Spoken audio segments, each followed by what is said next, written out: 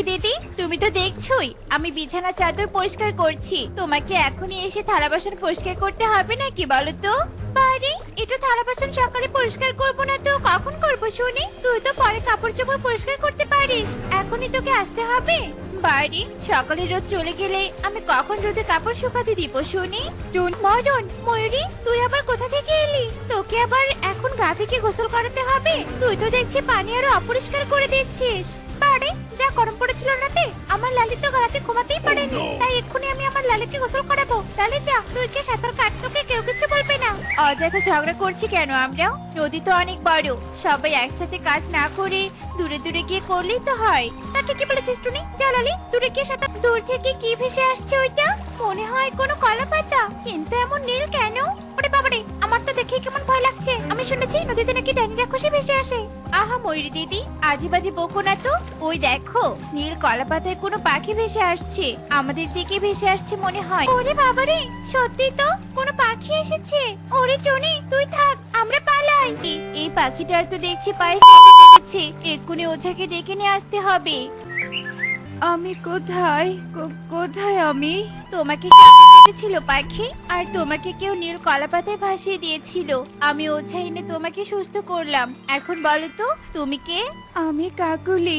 আমার তো আপন বলতে এই পৃথিবীতে কেউ নেই, তাই আমাকে সাপে কাটার পর ওই বনবাসী ভাসিয়ে দিয়েছিল হয়তো।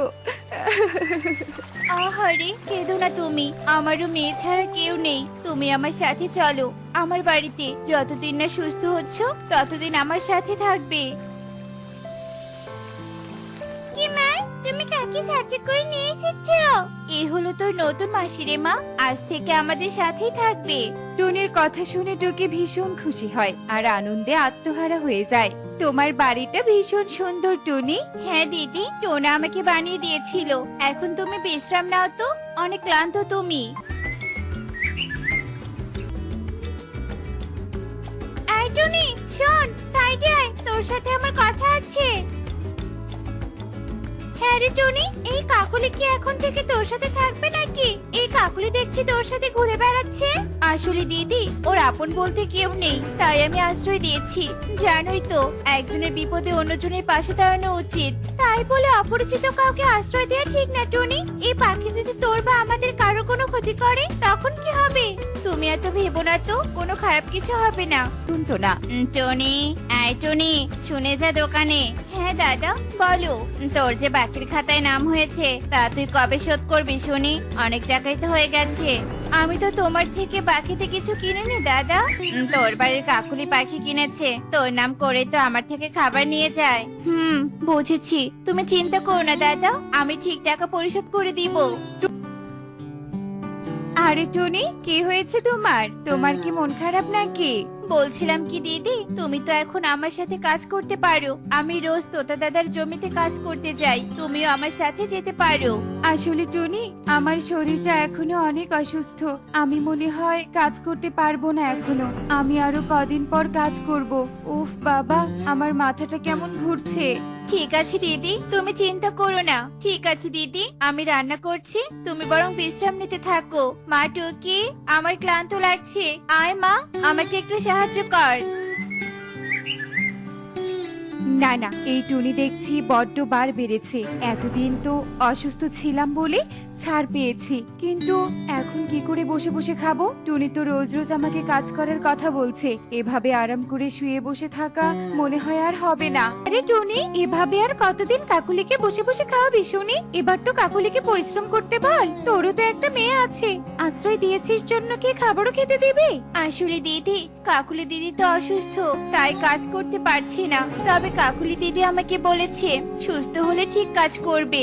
হ্যাঁ, তুই সত্যি বোকা রে টনি। তোকে বোকা বানিয়ে তোর ঘাড়ে বসে খাচ্ছে, আর তুই বুঝতেই পারছিস না এখনো সময় আছে। কাকুলিকে বিদায়। দিদি, তুমি তো এখন সুস্থ, চলো আজ তুমি আমার সাথে কাজে যাবে। তোমাকে টাকা জমিয়ে নতুন বাড়ি বানাতে হবে তো। আজই যেতে হবে? হ্যাঁ দিদি, এক্ষুনি চলো। মানে বলছিলাম কি টনি, আমি তো এখনো খাইনি। তুমি যাও, আমি যাচ্ছি। কি তুই কিসের কাগজপত্র নিয়ে এসেছিস শুনি? বলছিলাম কি মোড়ল বাবু, টুনি বাড়ি বিক্রি করতে চায়, তাই আমাকে কাগজপত্র সহ পাঠিয়েছে। আপনি আমাকে টাকা দিয়ে দিন। সে কি টুনি বাড়ি বিক্রি করবে মানে? কই, আমাকে তো আগে কখনো জানায়নি। তুই কি সত্যি বলছিস আমাকে? হ্যাঁ মোড়ল বাবু, আমি সত্যি বলছি, টুনিও একটু পরে আসবে, আপনি টাকা দিয়ে দিন। ওই কাকুলি কিনা এমন ষড়যন্ত্র করছে, আমি ঠিক জানতাম। এক্ষুনি টুনিকে জানাচ্ছি, দাঁড়াও।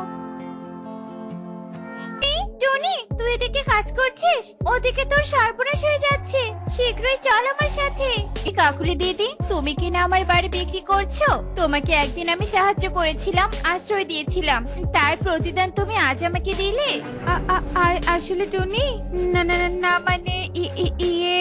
থাক, আমি বুঝতে পেরেছি কাকুলি দিদি, তুমি আমার বাড়ি বিক্রি করে আমার টাকা পয়সা নিয়ে পালিয়ে যেতে, তাই তো? কি সাংঘাতিক কথা রে টুনি, তার মানে তুই বাড়ি বিক্রি করতি না? এই কাকুলি তাহলে তোর দলিল চুরি করেছে? হ্যাঁ মোড়ল বাবু, আপনি একে শাস্তি দিন। না না টুনি, তুমি আমাকে ক্ষমা করে দাও, আমি আর এমনটা করব না। না, তোর মতো বিশ্বাসঘাতক এই বনে কোনো জায়গা নেই। তুই এক্ষুনি এই বন ছেড়ে চলে যাবি, নয়তো তোকে বন্দি করবো। টোনা, এই টোনা, কি রে টুনি, টোনা কোথায় রে? আমার সুদের টাকা এখনো দিচ্ছে না কেন? মোড়ল মশাই, টোনা তো অসুস্থ, তাই দিতে পারিনি। আপনি চিন্তা করবেন না, আপনার টাকা আমি শোধ করে দিব।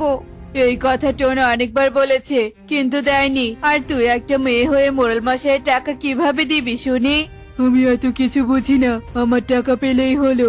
যদি দিতে না পারিস তবে তোদের পুরো বাড়ি আমার নামে করে নিব। আমি কি করব? এত টাকা আমি কোথায় পাবো? টুনি, তুমি কেঁদো না, আমি সুস্থ হলে সব টাকা পরিশোধ করে দিব। টোনা, তুমি এই শরীর নিয়ে বাইরে বের হলে কেন? যাও, তুমি ঘরে শুয়ে থাকো, আমি দেখছি কি করা যায়। মা, মা, চলো না, আজ পৃথিবীতে যাই। তুমি তো বলেছিলে পৃথিবীর পক্ষীকুল দেখতে নাকি অনেক সুন্দর। আমাকে নিয়ে চলো না মা। আজ না রে মা, তোকে আরেকদিন নিয়ে যাব, কেমন? আমাকে নিয়ে যাবে না তো? ঠিক আছে, আর তোমার সাথে কথাই বলবো না। আমি তোমার উপর অনেক রাগ করেছি। না মা, তুই রাগ করিস না। তুই আমার সাথে কথা না বললে যে আমার ভালোই লাগে না। তোর বাবা একটা কাজে গিয়েছে, তোর বাবা ফেরার আগেই তোকে নিয়ে ঘুরে আসি। চল, এখন তো তুই খুশি? ইয়ে, কি মজা, কি মজা। আমি খুব খুশি মা, খুব খুশি। চলো তবে যাও। ওয়াও, কত সুন্দর পরিবেশ, কি ঠান্ডা আবহাওয়া। সত্যি মা, আমাদের পরিরাজ্যের থেকে এই পক্ষীকুল একটু বেশি সুন্দর। তুই একদম ঠিক বলেছিস রে মা। মারে, তুই একটু সাবধানে ওর, তোর পাখা কিন্তু এখনো অনেক নরমাল। ঠিক আছে মা, আমি সাবধানে উঠছি। মা, আমি ঠিকভাবে উঠতে পারছি না, আমার খুব কষ্ট হচ্ছে মা। মারে, তুই হাল ছাড়িস না, সব শক্তি দিয়ে ওড়ার চেষ্টা কর। হঠাৎ এই ঝড় কোথা থেকে চলে এলো? মা, আমি মনে হয় আর উঠতে পারবো না মা। বাড়িতে ফিরতে হবে, যে ঝড় শুরু হয়েছে এখানে থাকা ঠিক হবে না। বিপদের কথা তো আর বলা যায় না। এ কি, কিছু পড়ে যাওয়ার আওয়াজ পেলাম না? গাছ ভেঙে পড়লো নাকি? না, গিয়ে দেখি। এ কি, এটা তো একটা পরিকন্যা। পরিকন্যা অনেক আঘাত পেয়েছে, এক্ষুনি তাকে ওষুধি পাতা লাগিয়ে দিতে। আমার মেয়ে কোথায় গেল? আমি আমার মেয়েকে ধরে রাখতে পারলাম না, জানি না সে কি অবস্থায় আছে। তুমি আর এসব তুমি কি করছো? মারে, তুই ঠিক আছিস? অনেক খোঁজার পরে তোকে পেলাম। মা, তুমি এসেছো?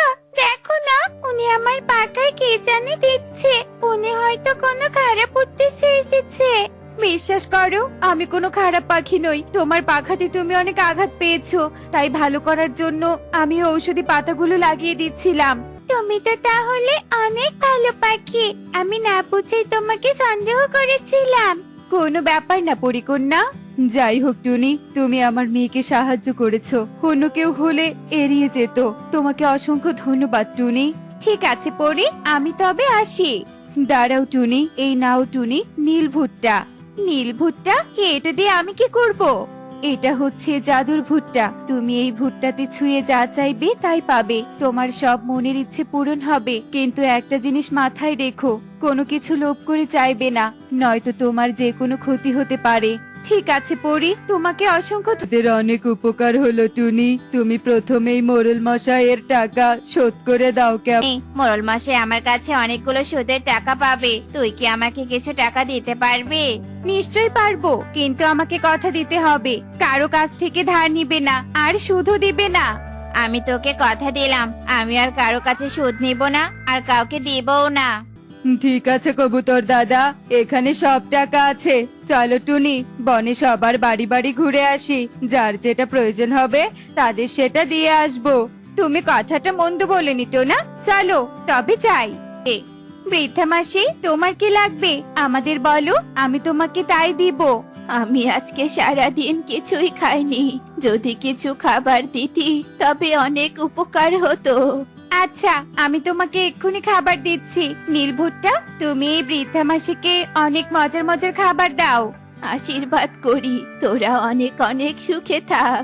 চাই আপনার ব্যবসার অবনতি হচ্ছে সব টুনিদের কারণে।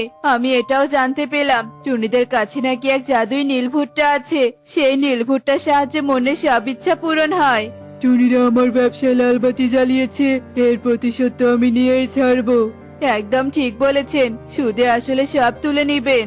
ওরা তো আমাকে চেনে না, আমি কি করতে পারি পরেই বুঝতে পারবে। কালু, যা এক্ষুনি গিয়ে টোনাটুনি দুজনকে ধরে নিয়ে আয় আমার কাছে। ঠিক আছে মোরল মশাই, আমি যাব আর আসবো।